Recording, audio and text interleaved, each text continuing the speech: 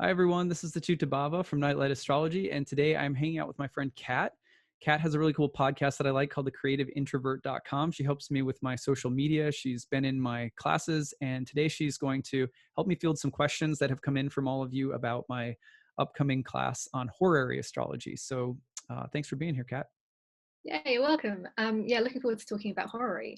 And I'd love to know just how you got into it first. Yeah.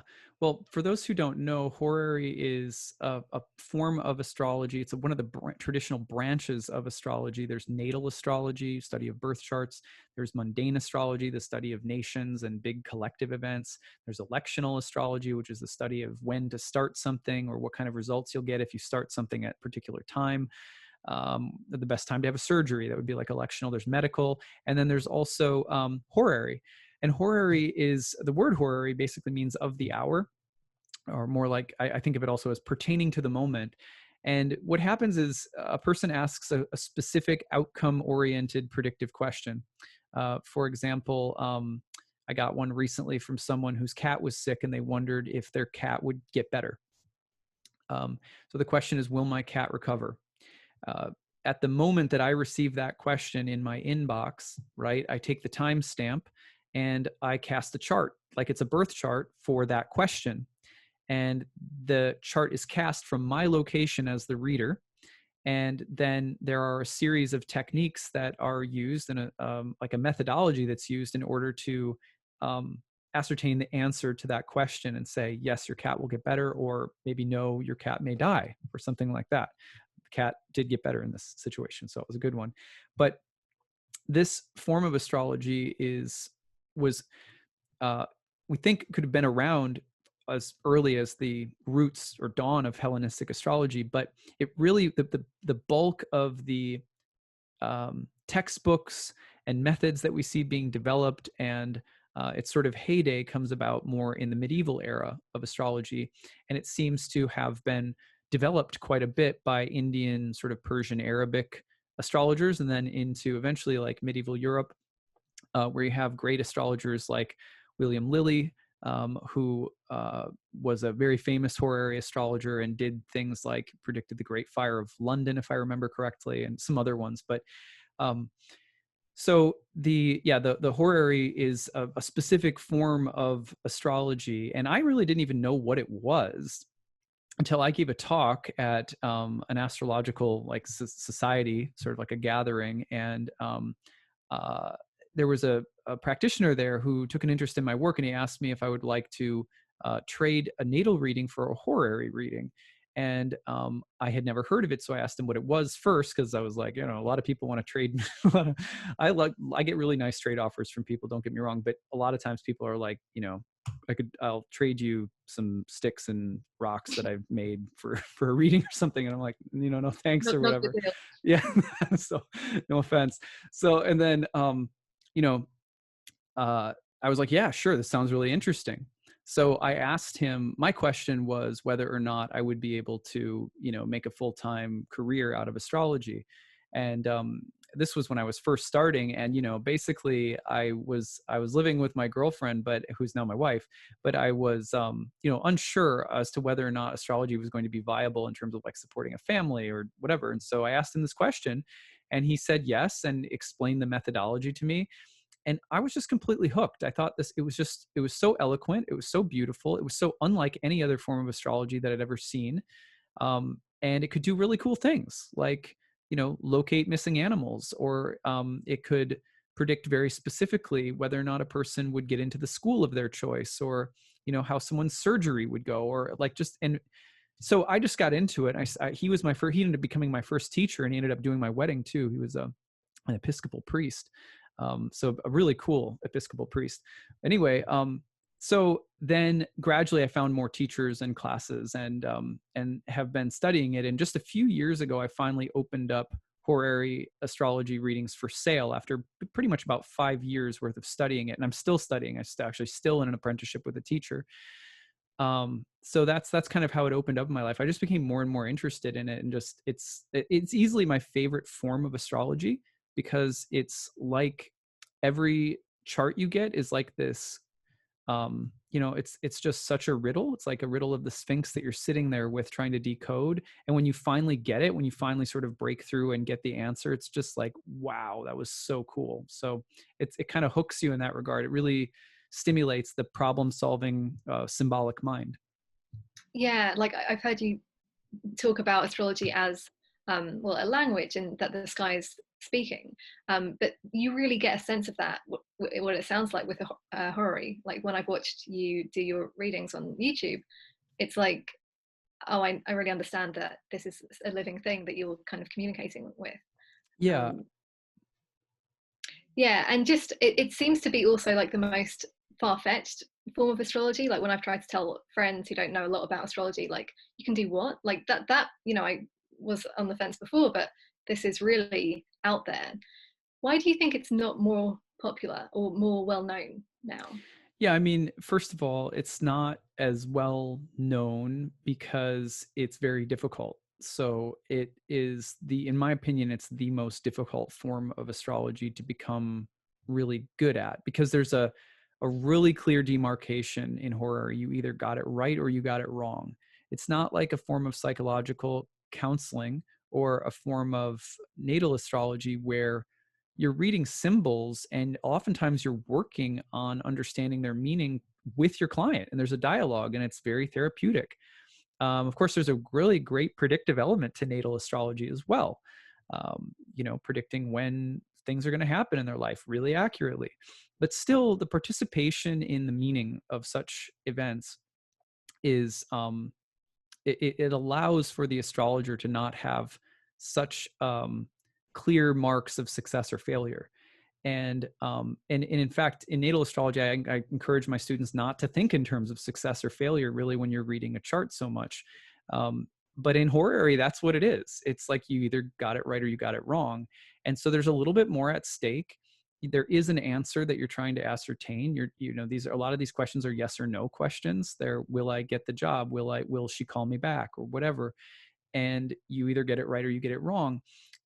And the ability to learn these methods and techniques and study them and see that they actually, I mean, you see very quickly when you study horary, this isn't a joke. This is real. There are time tested methods and they work. And then there's also this layer of sophistication and complexity in understanding all the nuances and subtleties of the rules of interpretation.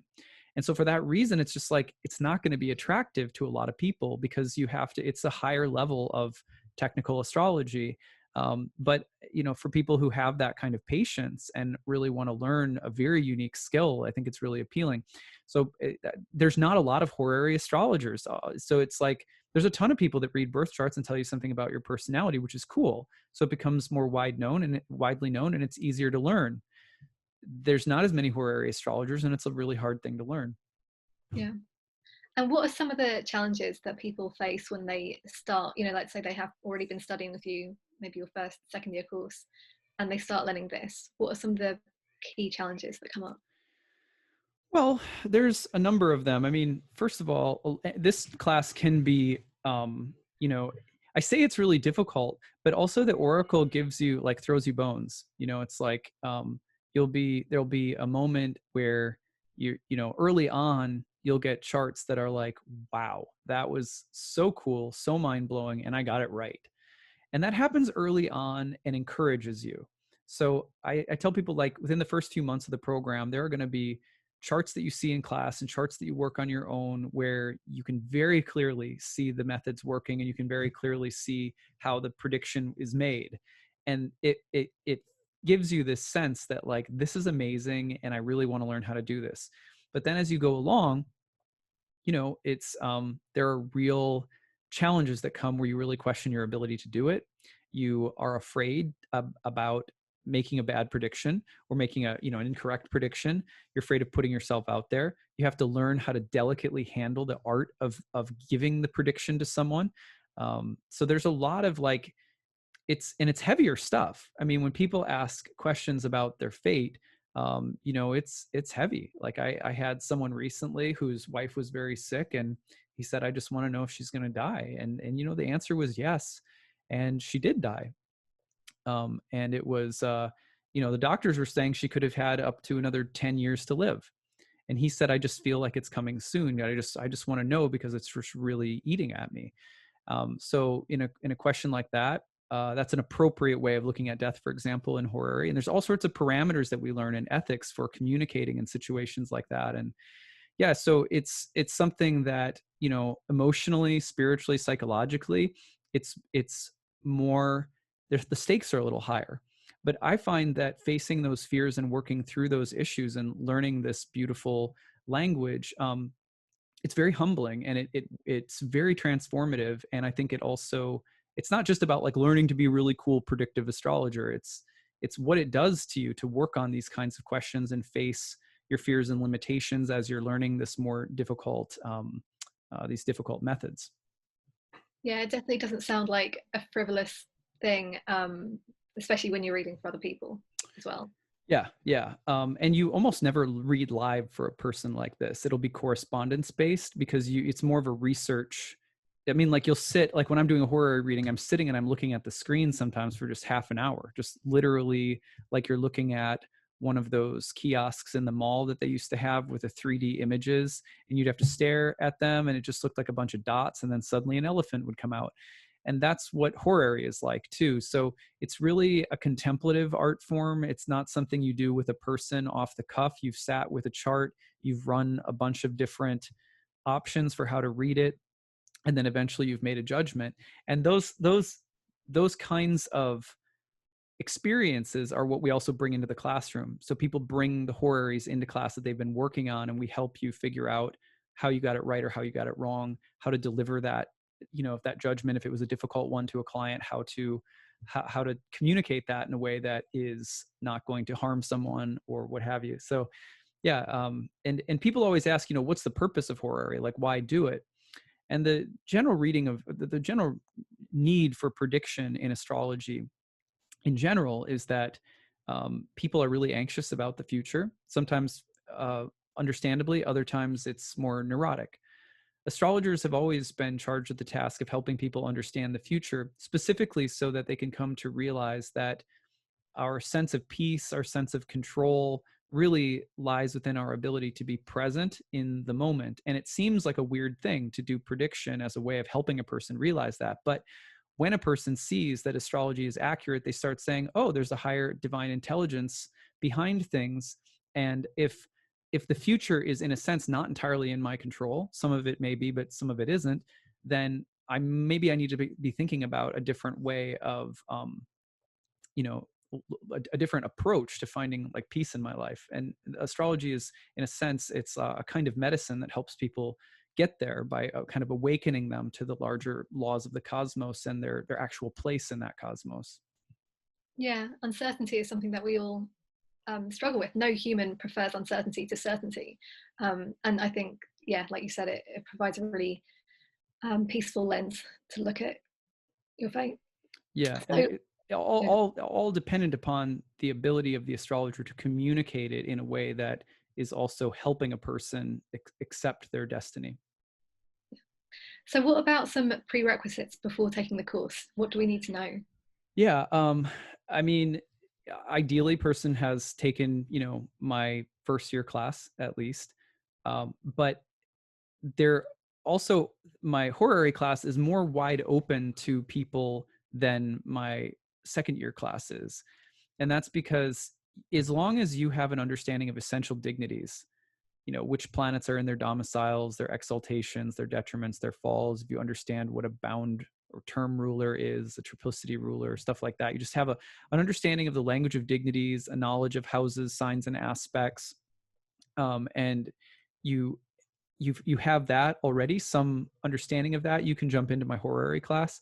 So the prerequisite is lighter in that regard. I let people take my horary class so long as they can identify aspects and understand dignities for the most part. Okay, cool. I think that's all I've got for questions for today.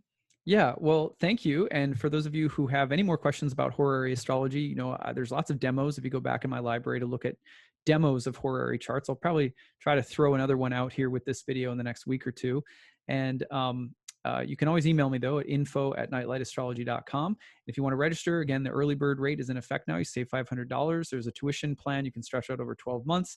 And if you need some help, we have need-based tuition. Anyone who's struggling due to the coronavirus can feel free to use that. And if you're curious about whether or not that you have the correct prerequisite knowledge to take the course, you can email me and I can help you with that too.